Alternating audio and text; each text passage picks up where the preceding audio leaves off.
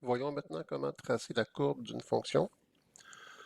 Si on revient à l'exemple du polynôme qu'on avait vu précédemment, on se rend compte bien sûr que nos valeurs importantes, nos valeurs critiques, c'est de -1 à 3. C'est là qu'il se passe des choses intéressantes sur la fonction. J'ai mon maximum, mon point d'inflexion, mon minimum. Mais je ne tracerai pas de -1 à 3, évidemment, parce que je vais perdre la partie qui montre que la fonction descend à mon infini, puis ici, qu'elle monte vers l'infini. Donc, je vais aller un petit peu avant -1, un petit peu après 3. Il y a différentes conventions pour vous, dans les exercices, puis à l'examen, vu qu'on n'a pas beaucoup de temps à passer là-dessus, je vais suggérer les intervalles dans lesquels tracer les fonctions en x et en y. Mais bon, quand on ne le sait pas, bon, ici, je pourrais me dire, je veux avoir un petit peu d'informations avant -1, je pourrais me donner -4. Donc, je pourrais commencer à -4, puis ici même, j'ai baissé de 3 à -4, je pourrais monter de 3 ici, aller jusqu'à 6, donc de -4 à 6. Puis quand on va tracer nos graphiques, on va toujours avoir des plans cartésiens dans le cadre du cours qui ont 20 carreaux par 20 carreaux. Évidemment, si j'ai un nombre, si j'ai une longueur d'intervalle qui se divise bien par 20, ce sera pratique. Donc ici, ce qu'on pourrait se dire, c'est pour savoir un carreau vaut combien, on peut se dire que en x, ben, qu'est-ce que je vais avoir pour mes carreaux? La longueur de l'intervalle, si je vais de -4 à 6, ben, j'ai 6 -4, une longueur de 10, divisé par 20, ce qui veut dire que chaque carreau vaut 0,5 unité ou une demi-unité. Là, si je fais quelque chose de semblable pour un Y,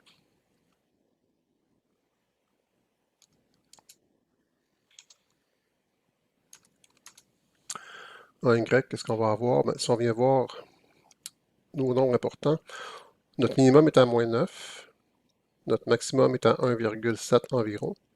Puis bien sûr, je vais vouloir aller un petit peu plus bas que -9 parce qu'il faut montrer qu'on va vers moins l'infini à l'extrémité, puis plus haut que 1,7 parce qu'on monte à l'infini à l'extrémité du graphique. Bon, on pourrait se dire environ -15 jusqu'à 5. On va avoir le temps à -15 de voir que ça descend plus bas que -9. 5, ça monte plus haut que 1,7, puis ça nous donne une bonne longueur pour la division par 20. Donc ici, en Y, on pourrait se dire qu'on se donne de -15 à 5. Donc la longueur de l'intervalle, c'est 5 -15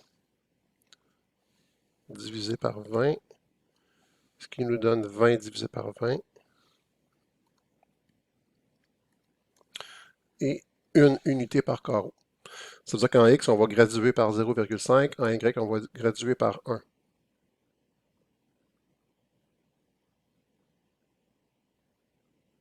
Je vais mettre ça ici.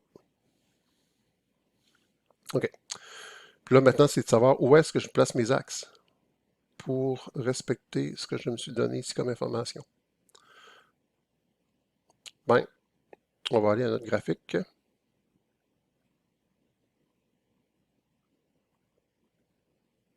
Okay. Donc, qu'est-ce qu'on va faire? Pour placer l'axe des Y, on a dit qu'on allait de -4 à 6 en X par saut de 0,5. Donc ici, ça veut dire que je vais avoir -4. Là, ben, je vais avec -3,5, -3. Donc -4, -3,5, -3, -2,5, -2, -1,5, -1, -0,5, 1. J'ai perdu le compte, je pense. -4, -3,5, -3, -2,5, -2, -1,5, -1, -0,5, 0. Donc ici, je vais placer mon axe des Y. Puis je le nomme Y. J'aurais pu commencer par la droite puis descendre aussi. Donc, pour placer mon axe des X, si je pars d'ici, on a dit qu'on allait de -15 à 5. Donc, je pars d'ici. Ça, c'est y égale 5. Puis là, je suis par une unité. Donc, 5, 4, 3, 2, 1, 0. J'ai mon axe des X que je nomme X. Puis par la suite, ben, je vais indiquer ma graduation. Ça fait qu'on a dit qu'un carreau en x c'est 0,5, donc 2 carreaux c'est une unité. En y, un carreau c'est une unité. Je peux maintenant placer mes points. Donc le premier point, on avait x égale moins 1, donc moins 0,5, moins 1. Puis y égale 1,67, donc 1 et 2 tiers de carreau. J'ai mon point. Le prochain point important, bon, ça va être notre maximum relatif. Notre point d'inflexion était à 1, moins 3,67. Donc moins 1, moins 2, moins 3 et 2 tiers de carreau environ. Puis le minimum relatif était à x égale 3, donc 1,5, 2, 2,5, 3. Y égale moins 9. 1, 2, 3, 4, 5, 6, 7, 8, 9. J'ai placé mes points. Et là, la partie la plus, un peu, celle qui donne le plus de problèmes, qui fait le plus peur aux étudiants souvent, c'est tracer la courbe. Là, évidemment, je le fais avec la souris, puis je suis mal positionné, donc ce ne sera pas esthétiquement extraordinaire, mais on va quand même voir qu'est-ce qu'on fait. On essaie de faire comme une petite portion courbe, comme un petit segment de parabole ici, entre les deux points qui sont ici. Puis, dans un monde idéal, j'essaie de faire un peu une courbe, un peu la même genre de courbe, le même genre de courbure de l'autre côté, comme une courbure un peu symétrique. Puis je me rends jusqu'à ce que j'atteigne le bord de ma page. Donc, comme ça ici.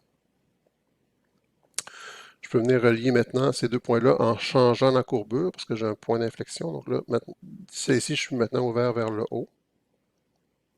Et j'essaie de faire un peu la même ouverture pour m'en aller de l'autre côté, comme ça ici. Ce qui va me rester à faire, c'est indiquer le nom de la fonction à un endroit près de la courbe, peu importe où dans le dessin. Disons ici, f de x. Voilà, j'ai fait l'esquisse de mon polynôme de degré 3.